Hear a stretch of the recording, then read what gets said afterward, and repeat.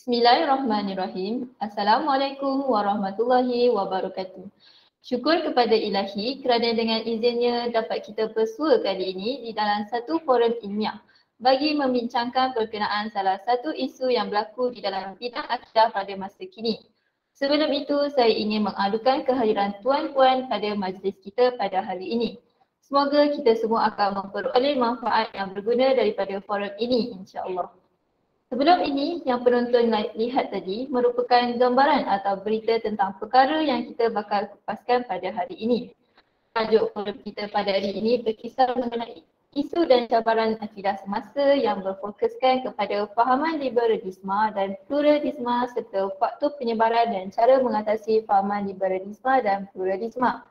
Sebagai pembuka bicara, izinkan saya menyampaikan serangkap pantun. Pergi ke Ipoh membawa ketupat, membawa bersama keropok roka. Fahaman bercanggah menjadi sesat, mari bincangkan buruk baiknya.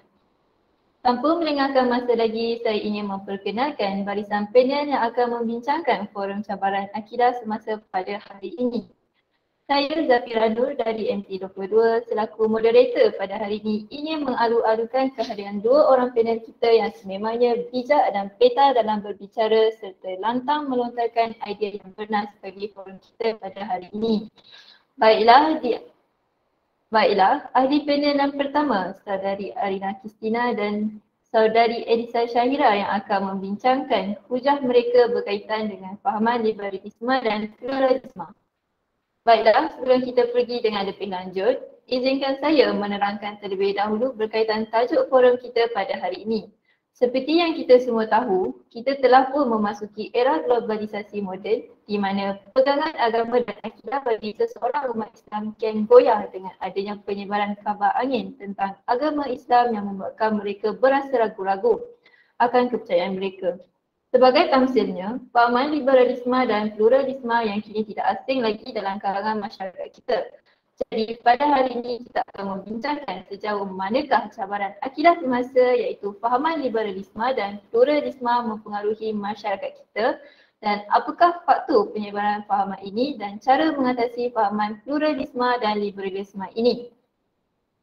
Jadi sebagai pembuka forum kita pada kali ini, saya ingin bertanyakan soalan kepada ahli panel kita yang pertama iaitu Saudari Arina Kristina. Baik Arina, apakah yang sebenarnya yang dimaksudkan dengan fahaman liberalisme? Silakan. Baiklah, terima kasih saya ucapkan kepada saudari moderator yang cantik. Diharapkan saudari moderator sihat saja hari ini. Assalamualaikum dan salam sejahtera saya ucapkan kepada para hadirin yang arif lagi bijaksana. Seperti yang telah diperkenalkan oleh moderator, tajuk yang kita akan bincangkan hari ini ialah cabaran akidah semasa. Saya akan membincangkan tentang definisi fahaman liberalisme dan faktor penyebaran fahaman liberalisme dan pluralisme di negara kita. Saya akan mulakan dengan definisi fahaman liberalisme. Apakah itu fahaman liberalisme? Fahaman liberalisme merupakan fahaman di mana setiap individu bebas untuk melakukan apa sahaja perbuatan yang ingin dilakukan. Dalam erti kata lain, mereka berpendapat bahawa setiap individu bebas berfikir, bersuara dan membantah tentang apa-apa perkara yang mereka tidak suka, termasuklah larangan agama. Mereka juga berpendapat bahawa semua rakyat mempunyai hak yang sama rata dan tiada keistimewaan bagi umat Islam maupun agama Islam. Jelaslah perkara itu tidak benar kerana agama Islam adalah agama yang suci, dihormati dan disanjung tinggi. Saya akan meneruskan forum kita dengan mempericikan tentang ciri-ciri individu berfahaman liberalisme supaya kita kenal dan dapat mengelakkan daripada termakan dengan fikiran liberalisme. Antara ciri-ciri orang dengan fahaman liberalisme di negara kita ialah kebebasan dalam cara mereka berfikir. Mereka sentiasa menyatakan pandangan yang tidak terikat dengan peraturan atau larangan agama dan kebanyakannya hak yang mereka memperjuangkan itu bercanggah dengan Al-Quran dan Sunnah. Dalam erti kata lain, mereka memisahkan aspek agama daripada kehidupan seharian. Sebagai contoh yang mudah, kita lihat dalam era yang moden ini di mana individu liberalisme menyokong gerakan LGBT. Gerakan LGBT ini mudah dikenali sebagai satu gerakan bebas membenarkan individu untuk menyukai sesiapa sahaja tidak mengira jantina yang sudah terang lagi bersuruh salah dalam sisi agama Islam. Pihak berfahaman liberalisme ini memandang enteng terhadap kisah kaum Nabi Lut tentang kewujudan LGBT ribuan tahun lalu yang diberikan balasan yang sangat dahsyat daripada Allah Subhanahu Wa Taala. Ibnu Katsir dalam kitabnya Al-Bidayah wa Al-Nihayah menyebut mereka melakukan dosa yang belum pernah dilakukan oleh seseorang pun dari Bani Adam, iaitu seorang lelaki menggauli lelaki dan enggan berkahwin dengan wanita yang Allah jadikan untuk orang-orang yang soleh. Allah Subhanahu Wa Taala menjadikan kisah binasanya kaum Lut ni akibat perbuatan keji mereka sebagai pengajaran bagi seluruh manusia. Seterusnya, mereka yang berfahaman liberalisme ini, mereka tidak menghormati agamawan. Individu di negara kita dengan kefahaman liberalisme ini kebanyakannya berpendapat bahawa hak mengeluarkan pandangan tidak terletak pada para agamawan sahaja dan pandangan mereka tidak semestinya tepat. Kita dibenarkan untuk tidak bersetuju dengan setiap pandangan seorang ulama, ustaz dan ustazah, tetapi untuk menghina adalah sangat tidak wajar. Golongan liberalisme ini lantang dalam berkata-kata dan tidak menghiraukan sekiranya pendapat mereka itu adalah tidak sopan. Bagi mereka, sesiapa sahaja boleh membuat tafsiran Al-Quran tanpa memerlukan apa-apa ilmu. Ciri-ciri individu dengan fahaman liberalisme yang ketiga adalah mereka mempersoalkan tafsiran Al-Quran. Mereka menggesa bahawa tafsiran baru ke arah kemodenan dilakukan dan mempertikaikan akhlak dan sikap para nabi dalam setiap penceritaan. Mereka memilih untuk tidak percaya dan itu adalah salah di sisi agama Islam. Kita tidak wajar mempertikaikan kesahihan pentafsiran Al-Quran kerana Al-Quranlah sebaik-baik petunjuk bagi umat Islam. Dapat dilihat dari penjelasan itu tadi bahawa fahaman liberalisme ini jelas bahaya dalam kalangan umat Islam kerana ia menjejaskan darjat dan kehormatan agama Islam. Sebagai umat Islam yang prihatin, kita sepatutnya sentiasa menghormati dan wajar berasa marah akan individu dengan fahaman liberalisme kerana mereka telah meletakkan agama Islam sebagai satu agama yang tidak penting. Semua orang perlulah memainkan peranan dalam mengelakkan lagi penyebaran fahaman liberalisme di negara kita supaya dapat menjamin kehormatan dan kesucian agama Islam. Itu sahaja daripada saya serahkan kembali kepada moderator. Terima kasih kepada ahli panel kita, Saudari Arina Kristina yang telah menyampaikan definisi tentang fahaman liberalisme dengan begitu jelas dan padat dengan isi huraian. Dengan penjelasan dari Saudari Adina, kita dapat mengetahui sedikit sebanyak tentang fahaman liberalisme yang sangat harus kita geruni apabila kita sudah terjebak dengan fahaman tersebut. Semua orang perlulah memainkan peranan dalam mengelakkan lagi penyebaran fahaman liberalisme di negara kita supaya dapat menjaminkan kehormatan dan kesucian agama Islam. Baiklah, kita sudah pun mendengar penjelasan yang cukup menarik daripada Saudari Arina. Bagaimana pula dengan fahaman pluralisme? Adakah ia sama dengan fahaman liberalisme? Marilah kita bersama-sama mendengarkan hujah daripada ahli panel kita yang seterusnya iaitu Saudari Elisa Syahira. Terima kasih diucapkan kepada moderator Saudari Zafira di atas soalan yang diajukan. Assalamualaikum dan selamat sejahtera kepada semua hadirin dan hadirat yang saya kasihi. Kita teruskan lagi forum kita dengan isi yang saya akan terangkan iaitu definisi fahaman pluralisme dan juga ciri-ciri fahaman pluralisme. Adakah anda semua tahu fahaman pluralisme itu apa? Fahaman pluralisme mempunyai banyak maksud mengikut penerimaan individu itu sendiri. Antaranya, pluralisme ialah konsep yang luas tentang penerimaan agama-agama yang pelbagai. Fahaman ini ialah ideologi baru yang dibawa dari orang barat sendiri. Menurut fahaman ini, Agama yang ada hanyalah jalan yang berbeza untuk menuju kebenaran yang sama. Maka semua agama pasti menghantar ahli menuju ke syurga. Dari idea pluralisme ini, maka lahirlah pelbagai gagasan seperti usaha ke arah mewujudkan toleransi beragama seperti dialog antaragama, doa dan perayaan. Antara ciri-ciri pluralisme ialah menimbulkan perasaan kekeliruan dan ketidakpastian dengan menggunakan moto yang kelihatan baik seperti One Got Different Ways, Unity in Diversity dan seangkatan dengannya. Walaupun moto ini kelihatan positif pada mata semua orang, tetapi ianya mempunyai maksud yang tersirat. Jika semua orang memandang remeh tentang moto-moto ini, mereka akan menganggap maksud moto ini ialah perkara yang baik. Disarankan bahawa setiap individu dapat memahami maksud moto tersebut untuk mengelakkan salah faham. Maksud One God Different Way ialah berpegang kepada satu Tuhan tetapi mempunyai cara yang tersendiri dalam sebuah agama. Mungkin moto-moto yang digunakan oleh fahaman ini terdapat di dalam buku-buku yang mereka terbitkan.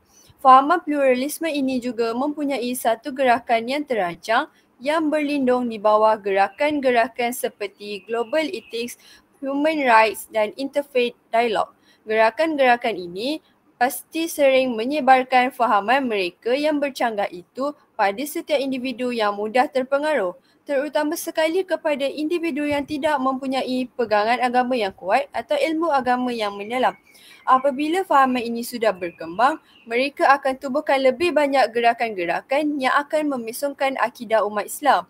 Sebagai contoh, di dalam negara kita terdapat tidak kurang dari 40 ajaran agama yang baharu yang menyebarkan fahaman sesat. Dari sini kita dapat lihat bahawa fahaman ini akan tersebar dengan lebih meluas dengan adanya gerakan-gerakan ini jika kita tidak membantah sejak dulu lagi. Di sini kita boleh lihat bahawa Islam menghargai toleransi agama lain tetapi tidak menganggap semua agama adalah sama.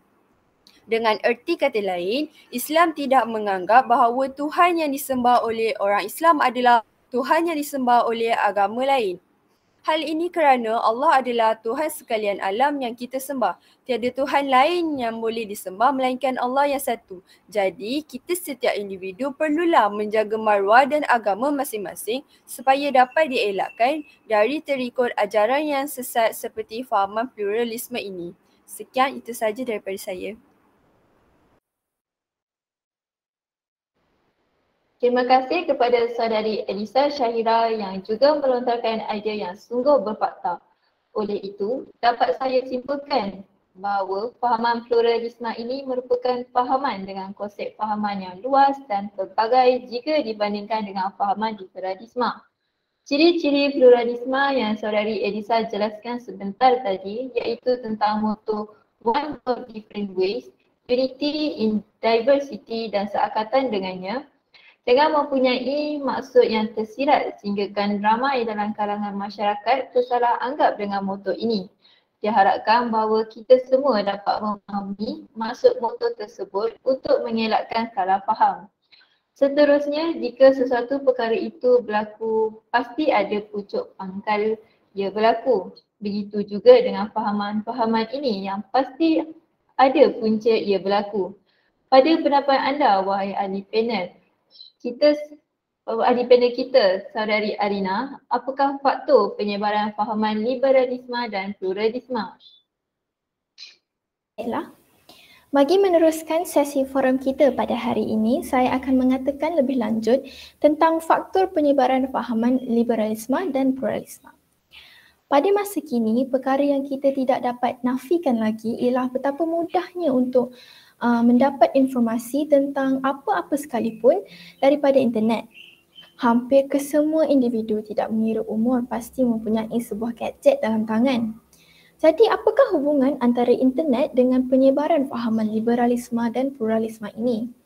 Tentunya pengaruh yang dilakukan melalui media massa merupakan faktor terbesar berlakunya penyebaran fahaman liberalisme dan pluralisme. Hal ini dapat dilihat apabila budaya barat yang bebas dari setiap aspek seperti bebas berpakaian, bebas makan dan pemikiran telah sedikit sebanyak menghasut individu untuk mengikut jejak langkah mereka. Golongan muda, terutamanya yang sedang melanjutkan pelajaran di universiti, mudah untuk mengikuti Islam liberal pada usia ini. Mereka mula mengenal erti kebebasan tanpa dikongkong ibu bapa. Setiap pergerakan mereka sewaktu di tempat belajar tidak lagi dikawal, maka mereka mula untuk mencuba benda baru. Sebagai contoh, demonstrasi LGBT yang dilakukan oleh orang barat pernah berlaku di negara kita pada tahun 2019 di mana terdapat himpunan Hari Wanita berlaku di ibu negara Kuala Lumpur. Tetapi mereka juga menggunakan perhimpunan itu bukan sahaja untuk melindungi hak wanita tetapi untuk mempertahankan LGBT di negara kita. Mereka menyuruh setiap rakyat untuk menghormati golongan LGBT ini. Maka tidak asing lagi untuk mendengar sekiranya terdapat ramai dalam golongan muda di negara kita yang melakukan hubungan sejenis. Selain daripada media massa, terdapat juga faktor lain terjadinya penyebaran fahaman liberalisme dan pluralisme ini, iaitu kursus kepimpinan atau ceramah yang tidak dipantau oleh pihak berkuasa. Di negara kita, tidak asing lagi untuk melihat atau mendengar ceramah dan perjumpaan bersama para ulama di masjid terdekat, surau maupun di kaca TV. Tetapi hal ini amat merisaukan apabila kita tidak memerlukan sijil atau lesen untuk melakukan ceramah dan dibenarkan untuk menjemput khalayak ramai begitu sahaja.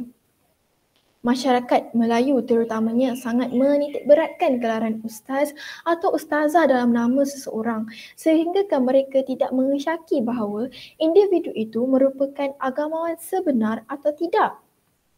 Hal ini memberikan kemudahan kepada individu fahaman liberalisme dan pluralisme untuk menyebarkan agenda mereka. Masyarakat yang tidak membuat rujukan kedua akan mudah mempercayai apa yang dikatakan oleh golongan liberalisme dan pluralisme ini sebagai pendapat yang sahih dan mengikut ajaran Islam. Sebaliknya yang berlaku kerana apa yang diajar oleh mereka akan menekankan hak kebebasan individu dan meletakkan agama Islam sama rata dengan agama lain. Daripada penjelasan saya di atas, wajarlah untuk pihak berkuasa dan kita sendiri untuk melakukan sesuatu bagi mengatasi golongan liberalisme dan pluralisme ini. Kerana telah dibuktikan bahawa mereka merupakan ancaman yang berat terhadap umat dan agama Islam. Jelas sekali daripada faktor yang telah saya bincangkan bahawa sebenarnya begitu mudah untuk mereka, golongan fahaman liberalisme dan pluralisme ini, untuk menyebarkan fahaman tersebut kerana tiada siapa menghalang mereka dengan tegas untuk membuat demikian. Sekian sahaja daripada saya. Terima kasih. Terima kasih kepada Saudari Arina atas penjelasan yang begitu mantap tentang faktor penyebaran fahaman liberalisme dan pluralisme ini. Saya setuju dengan hujah saudari berkaitan dengan punca-punca tersebut iaitu pengaruh dari media massa dan faktor daripada ceramah yang tidak memerlukan sijil sehingga kan ramai daripada golongan masyarakat mudah terpengaruh dengan kata-kata mereka. Mana tidaknya, zaman sekarang ramai sudah berani gelakkan diri sendiri sebagai ustaz ataupun ustazah mahupun PU walaupun tiada kesahihan daripada mana-mana kuasa. Kesannya rakyat kita ini mudah mempercayai apa yang dilontarkan oleh mereka sedangkan mereka tiada apa-apa pun jawatan yang disadang. Sungguh berbahaya bukan? Diharapkan semua hadirin yang menyertai bersama-sama forum kita pada hari ini tidak mudah terjebak dan percaya dengan tipu daya oleh penganut liberalisme dan pluralisme ini. Oleh itu, saya jadi tertanya-tanya bagaimana cara untuk mengatasi fahaman pluralisme dan liberalisme ini? Apakah pendapat awak, Saudari Elisa? Silakan. Terima kasih di atas soalan yang menarik itu, wahai saudari moderator. Saya akan teruskan forum kita lagi dengan menjawab pertanyaan tersebut iaitu cara mengatasi fahaman pluralisme dan liberalisme.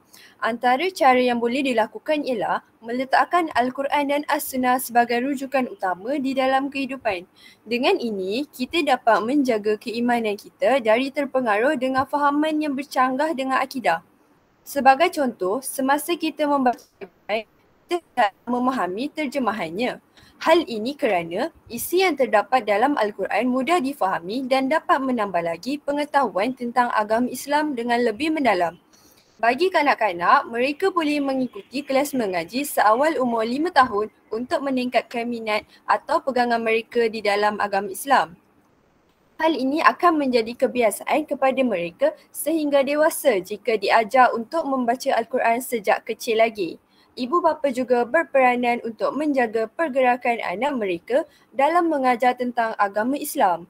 Zaman ini, banyak ibu bapa tidak menjalankan tanggungjawab dalam untuk mendidik seorang anak. Hal ini kerana remaja zaman sekarang mudah terpengaruh dengan perkara-perkara yang tidak baik dan memudaratkan mereka. Di sini saya ingin katakan bahawa ajaran agama itu sangatlah penting untuk kita sebagai umat Islam kerana kita akan dapat membezakan perkara yang buruk dan juga baik. Jadi, dengan mempelajari ilmu agama dan meletakkan Al-Quran sebagai rujukan utama kita, insya-Allah kita akan dilindungi dari perkara yang merosakkan akidah. Selain itu, kerjasama dalam penguatkuasaan undang-undang iaitu penguatkuasaan undang-undang secara bersepadu oleh semua pihak boleh dilakukan di negara kita dengan lebih ketat. Hal ini kerana fahaman pluralisme ini sudah tersebar di negara kita. Jika pihak atasan dapat mengenakan tindakan atau denda, harapnya fahaman ini akan lebih berkurang dan penyebaran fahaman akan menjadi lebih perlahan. Kita tidak boleh membiarkan fahaman ini tersebar di negara yang hampir kesemuanya ialah orang Islam. Denda yang boleh dikenakan setelah dapat menangkap ahli-ahli fahaman ini ialah dibuang dari negara ataupun boleh meletakkan mereka ke tempat pemulihan. Hal ini kerana mereka boleh dibimbing oleh ustaz atau ustazah semasa di tempat pemulihan untuk orang-orang yang sudah terpesong akidahnya. Dengan cara ini juga dapat menambah lagi ilmu mereka tentang agama yang benar iaitu agama Islam. Di Malaysia juga terdapat beberapa tempat pemulihan akidah iaitu di Jelebu Negeri Sembilan. Di tempat pemulihan tersebut, mereka akan diajar asas-asas agama Islam seperti membaca Al-Quran, solat, berpuasa dan banyak lagi. Jadi dengan cara ini kita dapat membetulkan kembali akidah mereka untuk kembali ke jalan yang benar. Kesimpulannya, semua pihak perlulah memainkan peranan dalam mengatasi fahaman pluralisme dan liberalisme dari terus berleluasa dalam negara kita atau negara Islam yang lain. Kita juga perlulah mempunyai keimanan yang kuat supaya tidak terpengaruh dengan ajaran-ajaran sesat yang lain.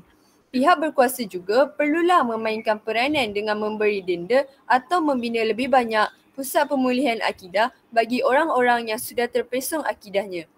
Jadi itu sahaja daripada saya. Sekian, terima kasih. Terima kasih Saudari Elisa atas penjelasan yang begitu menarik tentang cara-cara mengatasi fahaman pluralisme dan liberalisme ini. Saya setuju dengan cara Elisa kemukakan sebentar tadi tentang kerjasama dan penguatkuasa undang-undang dengan mengenakan denda terhadap mereka yang menyebarkan ajaran yang bercanggah ini. Selain itu, cara-cara yang seterusnya iaitu mengutamakan Al-Quran dan As-Sunnah sebagai rujukan pertama dalam kehidupan sememangnya cara yang benar bagi tidak mudah mempercayai ajaran liberalisme dan pluralisme ini dan bagi membetulkan akidah mereka yang terpesong dalam fahaman ini. Sebelum kita akhiri perbincangan forum pada hari ini, saya ingin meneruskan dengan sesi soal jawab dari penonton kita. Baiklah, siapa di sana? Assalamualaikum, saya Aisyah dari UiTM Shah Alam. Saya nak tanya berkaitan dengan fahaman liberalisme dan pluralisme. Adakah fahaman ini sudah mula tersebar dalam kalangan remaja? Terima kasih. Sungguh menarik soalan yang dikemukakan oleh pemanggil kita pada hari ini. Saya ingin tujukan soalan dari Aisyah berkaitan dengan adakah fahaman ini sudah mula tersebar dalam kalangan masyarakat kita. Baiklah, saya akan serahkan soalan ini kepada ahli panel kita iaitu Saudari Alina. Silakan. Terima kasih saudari moderator dan saudari Aisyah. Ya, fahaman Liberalisme dan pluralisme ini sudah mula tersebar dalam kalangan remaja dan hal ini juga merisaukan saya sendiri. Saya mempunyai seorang adik lelaki yang berusia 13 tahun yang tidak lama lagi bakal memulakan kehidupan sebagai pelajar sekolah menengah. Tidak asing lagi untuk kita melihat kanak-kanak dan remaja mempunyai sebuah telefon bimbit di tangan. Pada usia 13 ke 17 tahun terutamanya, mereka sedang berada dalam fasa ingin tahu. Mereka ingin meneroka pelbagai perkara, mempunyai kenalan secara alam maya, mempunyai akaun TikTok, Facebook dan sebagainya. Jadi bagi mereka untuk membaca artikel-artikel berkenaan dengan liberalisme dan pluralisme ini sangat mudah. Tidak lupa juga fahaman ini boleh disebarkan secara fizikal. Sebagai contoh, mungkin mereka akan pergi ke taman, kemudian ada individu yang menyebarkan fahaman ini kepada mereka secara bersemuka. Mereka pula mungkin tidak reti untuk merujuk kepada orang dewasa yang lebih tahu dan mereka mungkin terus percaya atau mudah percayakan perkara-perkara yang dilontarkan oleh golongan fahaman liberalisme dan pluralisme ini. Jadi saya amat menegaskan bahawa ibu bapa, kakak-kakak dan abang-abang yang mempunyai anak-anak dan adik-adik sekitar umur remaja ini, pastikan mereka mempunyai asas akidah yang kuat, mengetahui cerita-cerita para nabi dan teguh dalam agama sendiri supaya perkara-perkara yang disebarkan tentang fahaman-fahaman ini tidak mudah untuk dipengaruhi oleh mereka. Bersama-samalah kita menjaga orang-orang yang kita sayang daripada terpesong agamanya. Terima kasih.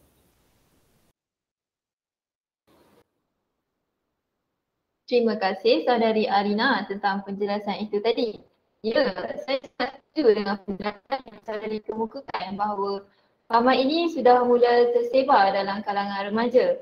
Saya juga menyokong dengan jawapan saudari yang menyatakan bahawa ibu bapa serta ahli keluarga yang lain perlu memastikan anak-anak mereka dalam kawalan yang terkawal yang mempunyai akidah yang teguh dalam agama sendiri, yakni agama Islam.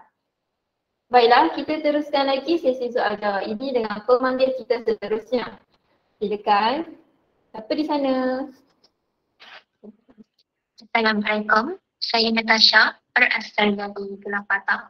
Saya nak tanya berkaitan dengan fahaman liberalisme dan pluralisme. Adakah fahaman ini sebenarnya satu bentuk perbezaan pendapat dalam Islam saja? Terima kasih. Terima kasih Natasha. Soalan yang begitu menarik daripada pemanggil kita. Marilah kita dengarkan penjelasan jawapan daripada soalan yang ditujukan oleh pemanggil kita sebentar tadi. Saya serahkan soalan ini kepada ahli panel kita yakni saudari Elisa. Silakan Elisa, saudari. Terima kasih. Saya akan menjawab soalan yang diberikan oleh saudari Natasha. Jadi fahaman ini bukan setakat perbezaan pendapat tetapi amat bertentangan dengan Islam dan boleh menjurus kepada syirik dan mungkin kepada murtad. Dalam fahaman pluralisme, jika kita mengatakan semua agama adalah sama, jadi tidak perlu menganut Islam, apa guna Tuhan memberi amaran yang banyak dalam Al-Quran mengenai perbuatan orang kufur dan menolak peringatan Tuhan? Tidakkah ini akan menunjukkan seolah-olah orang Islam dan agamanya tidak memiliki sifat toleransi kerana tidak mahu menerima fahaman orang lain? Kita bukan tidak mahu terima fahaman orang lain, tetapi setiap benda yang menggugah akidah dan menafikan syariat, kita tidak boleh terima. Dalam Islam, ada perkara yang sudah ditetapkan seperti sifat Tuhan yang kita tidak boleh persoalkan. Begitu juga dalam hukum syarak dan ibadat puasa, solat dan sebagainya. Walaupun ada pelbagai mazhab dalam Islam, perkara wajib seperti solat 5 waktu, mengucap 2 kalimah syahadah dan menghadap kiblat ketika bersolat, perkara ini tidak pernah dipersoalkan. Jadi, jika kita mengubah perkara yang sudah ditetapkan, kita boleh menjadi murtad. Jadi itu saja dah penerangan saya untuk soalan tadi. Sekian, terima kasih. Terima kasih kepada saudari Elisa. Jawapan yang begitu baik serta mantap yang mudah untuk kita fahami.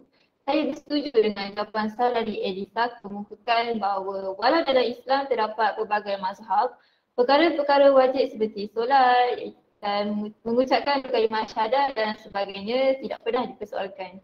Semoga saudari Natasha cukup jelas dengan jawapan yang telah dikemukakan oleh saudari Elisa. Baiklah, maka berakhirlah sudah sesi forum pada hari ini. Moga apa yang kita dapat hari ini memberikan sedikit pencerahan dan input yang bermanfaat dalam kehidupan kita.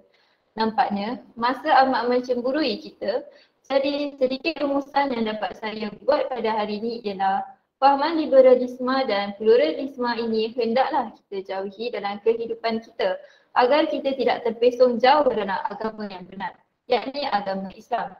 Firman Allah Subhanahu Wa Taala dalam surah Al-Baqarah ayat 208 bermaksud, wahai orang-orang yang beriman, masuklah kamu ke dalam agama Islam secara keseluruhan dengan mematuhi segala hukum hakamnya dan janganlah kamu menurut jejak langkah syaitan. Sesungguhnya syaitan itu musuh bagi kamu yang terang nyata. Baiklah, sebelum kami mengundurkan diri, terimalah serangkap pantun yang indah daripada saya.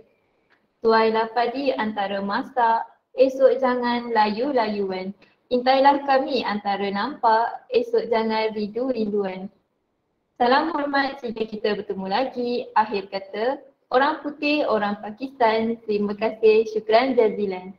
Wabillahi taufiq wal hidayah. Assalamualaikum warahmatullahi wabarakatuh.